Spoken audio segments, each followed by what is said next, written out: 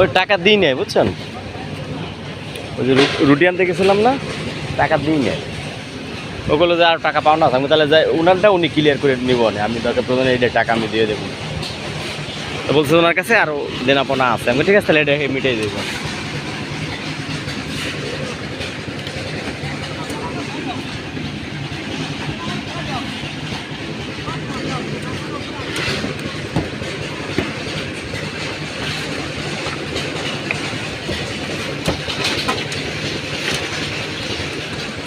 আশেপাশে সব মানে ওই যে বিল্ডিং করছে এগুলো হচ্ছে আমারটা আবার উঁচু হয়ে গেছে না, ওনার করছে আমার যে উঁচু আছে না।